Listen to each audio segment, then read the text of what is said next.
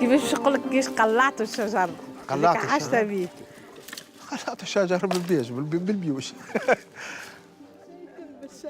الأرض هذه كانت هي أصلها كانت فلاحة معناها متواجد فيها العنب الأنزاس جميع الغلال فهمتني. وثم بلاصة زاد مستعدة مثلا لهنا عبارة ريف وبعد فهمتني دخلت في الأرض العمران معناها نتاع البني وبعد معناها كان جينا واجدين ونعرفهم زاده زواوله وزاده وكل شيء.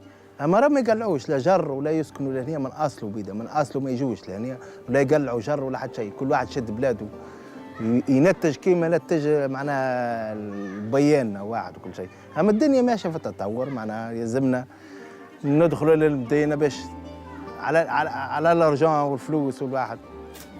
كان كل واحد فهمتني تتوفر له في مسقط راسه ما يجوش لهنا ما يجوش من الاصل. لا يقلع لك جر ولا يقلع لك كيفاش ولد الريف يجي يقلع الجر. لا.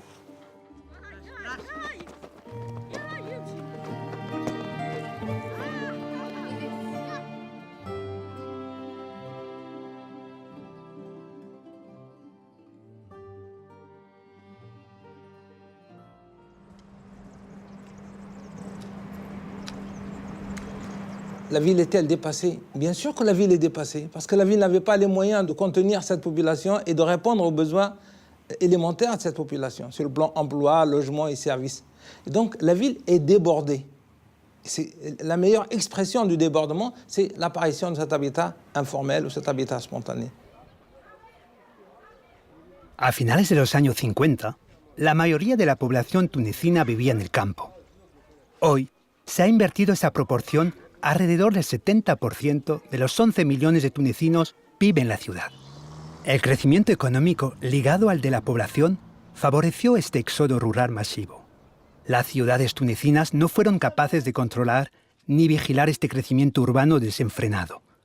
Al ampliarse tanto, estas ciudades pequeñas, medianas o grandes no integraron correctamente estas poblaciones, dejándolas al margen en condiciones de vida difíciles y a veces indignas.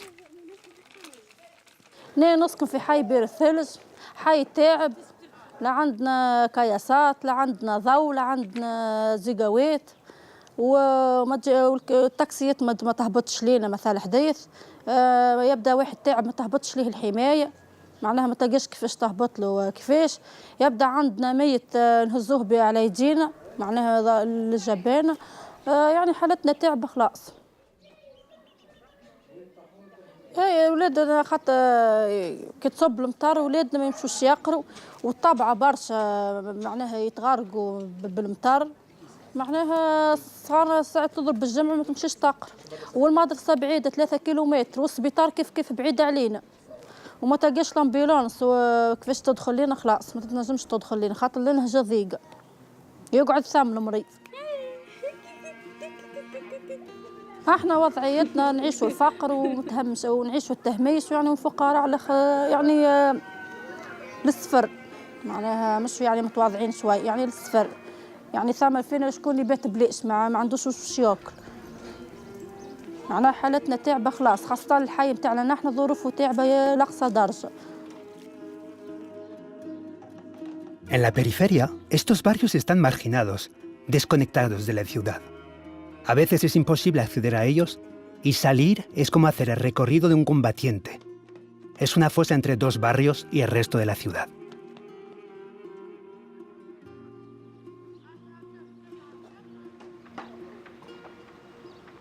Comment peut-on accepter une ville coupée en deux sur le plan social? Lorsque vous avez une concentration de population pauvre dans des quartiers qui sont à la marge de la ville, l'enjeu social est très important. C'est une population qui va se sentir exclue, mise à l'écart, elle ne va pas se sentir appartenir à la ville. Et à la moindre étincelle, c'est une population qui réagit violemment. ما يطلع لنا حد من سيء من سيء ما يطلع لنا حد لا والي لو تعمد لحد شيء ما يطلع لنا حد من سيء معاهد اجي شوف القماش شوف الصب شوف الهندي شوف انت وش هيك الخوه ما نقولش ليك معناها الدنيا خامجه الوسخ الحنوشه الفيران تتلاعب فوق منا. On ne peut pas refaire la ville. La ville, aujourd'hui, est produite essentiellement par ce phénomène de l'habitat spontané. Et donc, tout ce qu'on fait, ce sont des actions de rattrapage. Parce qu'on n'a pas réussi au niveau de la planification de la ville, eh bien, faute de mieux, on essaie donc de rattraper autant que possible ce qui s'est passé. En efecto, la Agencia de Rehabilitación y Renovación Urbana ha puesto en marcha, y continúa haciéndolo, importantes programas nacionales de rehabilitación de los barrios desfavorecidos. Esta agencia trabaja desde hace 30 años como operadora de estos programas en todo el territorio tunecino, con la colaboración de las autoridades locales. La rue n'est pas seule pour réaliser de telles interventions et de tels projets.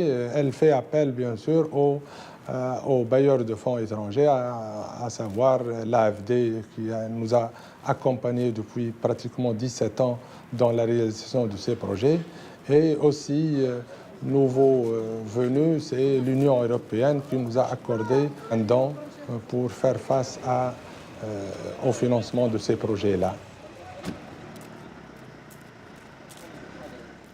Le rôle de l'Agence française de développement dans ces opérations, c'est d'abord le financement de ces opérations, mais aussi un partenariat plus étroit avec l'Agence de réhabilitation et de rénovation urbaine, consistant notamment, à travers les financements qu'on apporte, mais aussi notre réseau d'expertise, à les accompagner dans leurs évolutions, dans le renforcement de leurs capacités et donc dans leur meilleure habilité à mettre en œuvre les projets que nous finançons. Aujourd'hui, nous avons touché à environ 3 millions d'habitants sur les 12 à 11 millions d'habitants de la Tunisie. Donc, et il nous reste environ 2 à 3 millions encore qu'il y a lieu d'intervenir pour améliorer leurs conditions de vie. Comment intègre-t-on ces quartiers? Il y a plusieurs manières d'intégrer ces quartiers. Premièrement, il faut raccorder le quartier à la ville. Donc l'accessibilité, il faut rendre ces quartiers accessibles. Le transport en commun, le taxi, permettre la population de ces quartiers de se déplacer, d'accéder au bassin de l'emploi qui se trouve dans la ville. Donc la première intégration, elle est physique. La deuxième intégration, c'est au niveau de l'amélioration des conditions de vie et d'habitat de la population. De quelle manière? Il y a les fondamentaux. Il faut l'eau, l'électricité, l'assainissement, la voirie, l'éclairage, les équipements de soins, les équipements éducatifs.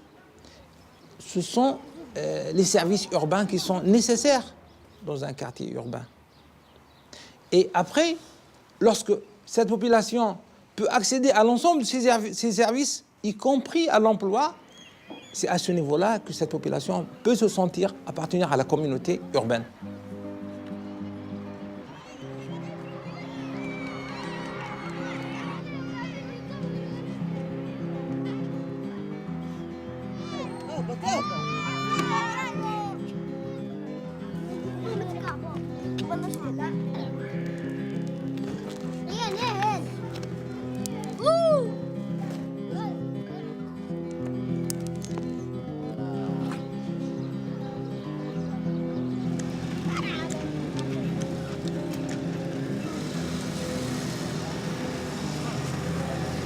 Les conséquences sont multiples.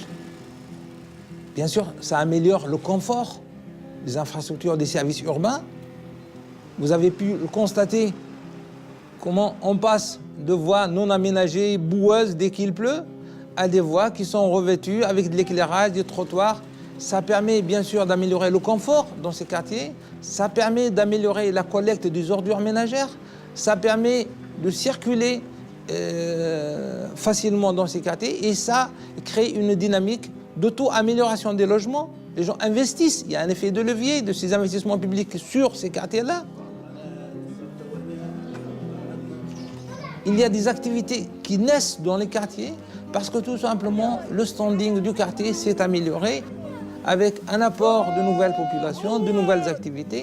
Et donc nous voyons que la réhabilitation a un impact positif sur ces quartiers-là et sur la population qui habite.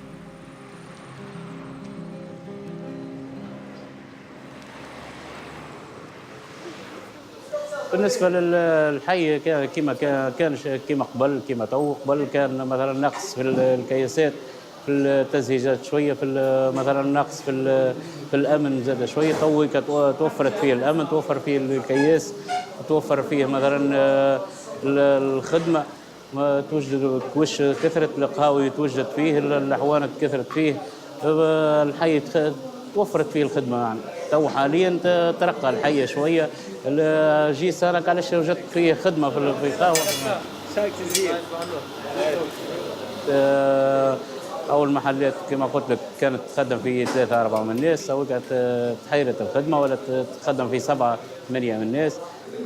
بالنسبه لي انا كي شفت الحي كثرت فيه مشاريع مثلا بالنسبه لي انا مثلا سهل كنت قبل نمشي بريسك 5 كيلومتر باش نلقى خدمه تويكا بريسك 500 متر وبحذا الدار خدمه مرتاحه بقل ترانسبور وقل تعب وقل برشا حاجات صراحه وماديا خير حتى نربح ترانسبور كذا حتى على ساقيه نجم نجي خطوه فهمتني وقل حتى فطور وحاجات بحذا الدار. فرحان انا كان موجود خدمه في حي ونسكن انا وحي شعبي راهو مستاهل باش تلقى فيه خدمه.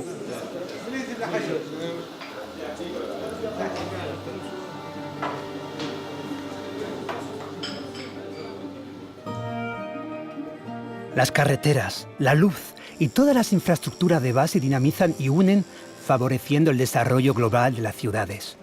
A esto se añade el impacto directo en la vida cotidiana de los habitantes, su circulación, ambiente e incluso su seguridad. Estos barrios ya están accesibles a todos y para todos.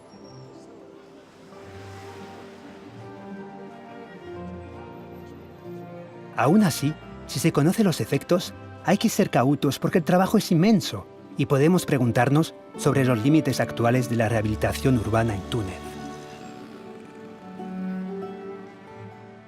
Alors lorsqu'on fait un bilan lucide de notre partenariat entre l'Agence française de développement et l'Agence de réhabilitation et de rénovation urbaine, on constate d'un côté les réalisations très importantes qui ont été faites et puis effectivement on voit aussi toutes les limites de l'approche strictement basée sur la réhabilitation de quartiers qui se développent de façon informelle et donc tout l'enjeu qu'il y a à compléter cette approche par des mesures qui permettent de mieux maîtriser l'étalement urbain.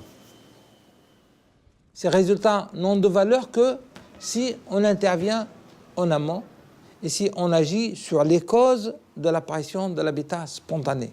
Et la prévention nécessite une intervention à l'échelle du territoire national, faire en sorte que ces populations de l'intérieur ne viennent pas chercher de l'emploi dans les grandes villes du littoral, faire en sorte que, à l'échelle de la ville, il y ait mise en place de ce qu'on appelle la politique de la ville, pour planifier la ville, pour gérer la ville et pour éviter les débordements à l'échelle de la ville.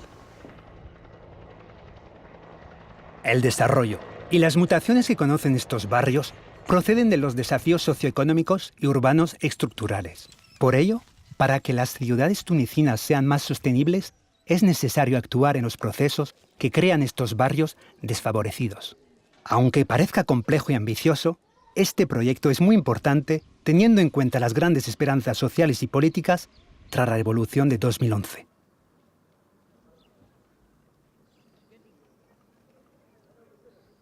L'idée de durabilité des programmes réalisés par la rue s'oppose. Mais ce n'est pas dans le cadre de ces programmes qu'il faut chercher la solution. C'est à l'échelle des collectivités locales, faire en sorte que les collectivités locales puissent disposer des moyens nécessaires pour prendre en charge les réalisations et en assurer la maintenance et la sauvegarde. Ça, c'est très important.